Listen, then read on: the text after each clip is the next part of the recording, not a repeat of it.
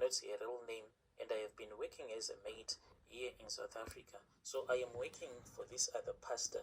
This is how I started going to his church. This was after my mother had passed away. So my mother, it seemed as if there was someone who had bewitched her, who wanted to replace her. She was also working as a maid for this other man, but this man, he was a white man. Then there was this other woman who was working right next door to the place where my mom was working. So that woman wanted her own daughter to work for my mom's boss, because my mom, she was already getting this grant money, and that woman, she was like, if you are getting your grant money, why don't you just stop working? So my mom, she said, I still need to raise my grandkids. So my mom returned back one Friday evening, and she told me that the woman next door had said that it was time for her to retire. So we just said that she is crazy. But my mom, she then started getting really sick, and when my mom started getting sick, we went to that pastor, but we could not get a one-on-one with the pastor. And after my mom had passed away, I kept on going to that church. The pastor and his wife, they felt so sorry for me. So I have been working for this pastor for the past 2 years. I thought I was working for a good, God-fearing family. But what I have seen and learned whilst living in their house has completely shattered that belief. I don't even know if Christianity is real at all. I don't know where to run or who to talk to, but I feel like I need to confess. Maybe there are some true Christians out there that can help me out. This religion, if it is for real, or maybe it is all about lying to each other. So this pastor is someone who is a well-respected man in the community, and his church is always full of people. He preaches powerful sermons, and his wife is always involved in church activities, and he even have a soup kitchen.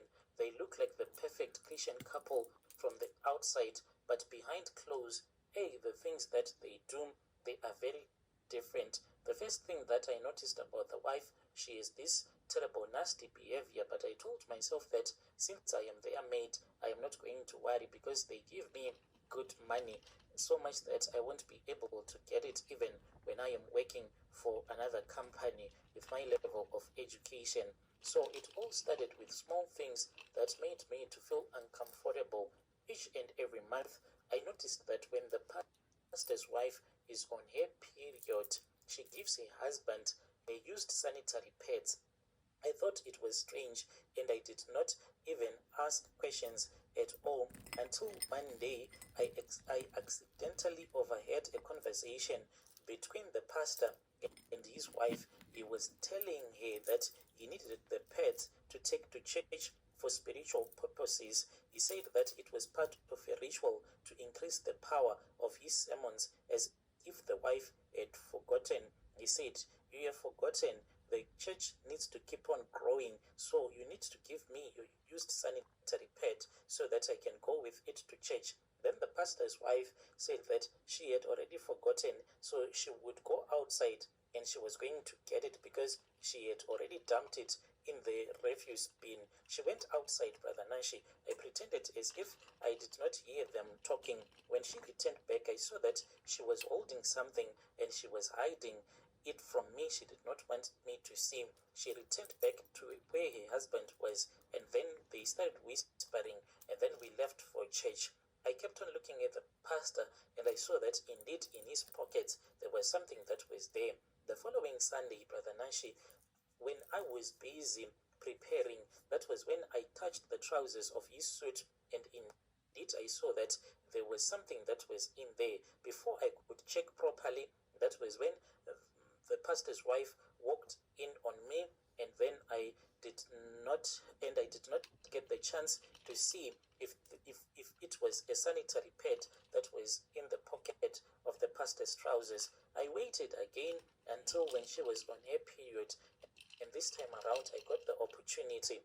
I saw that indeed there was a used sanitary pad, but now it was in the pockets of his jacket. I could not even believe what I had seen. The pastor, a man of God, was using something so intimate and private for dark purposes. After that, I began to notice even more strange things happening in the house. So each and every night, after everyone has gone to bed, I started hearing noises. These noises, they were coming from the kitchen. So when these noises were coming from the kitchen, I thought that maybe it was a cat, and there was a time that I used to think that it was just the pastor going into the kitchen, because this man, he does not sleep all night long. He will be walking around. He does not get any rest. So I would think that maybe he's going to get a late night snack in the kitchen. Until one night, curiosity got the better of me. I sneaked out of my room and I went to see what was happening. What I saw left me shaken. In the middle of the kitchen, there was a small figure, like it was an old man, but at the same time, this figure, a hunched figure, it looked like it was a little baby, and at the same time, it was too disfigured to look like a human. It had short, twisted limbs, and it was drinking amasi, in brackets, sour milk, from a bowl that was on the floor. I froze, feeling terrified, but the creature did not even notice me. I watched as the pastor entered into the kitchen. He gave the creature more sour milk and spoke to it in a language, a funny language that I don't even understand. It was a tokoloshi, a creature that I had only heard about in stories growing up. I then realized that the pastor was keeping this creature in the house. So, Brother Nashi, I could not even believe that this pastor who preaches about God and holiness was involved in something that was so evil. He has been using this topology to bring power to his church, to manipulate people, and to control people from his congregation. That amasi, it's part of a ritual to feed the creature and to keep it under control. I really feel so sick in my stomach, even right now when I am writing to you, knowing that I am living in a house where such dark practices are happening on a daily basis. I am scared. I don't know what to do. I am scared that if I tell anyone, who is going to believe me? The pastor is someone that is so respected, and I am just a maid. What if they accuse me of lying, or worse, or being part of it? I feel like I am trapped in this situation. I can't stay silent. I know what they are doing is wrong, and I feel that I just need to tell someone. There are days when I tell myself that I need to leave, but the salary that they are paying me, like on a monthly basis, they are giving me plus 8K each and every month. So I do not have that liberty to just walk away. If there is anyone who is going to be listening to my story, please pray for me and give me guidance. I am lost and I don't know what to do. Is Christianity even for real? If it is for real, why does God allow things like this to happen in the first place?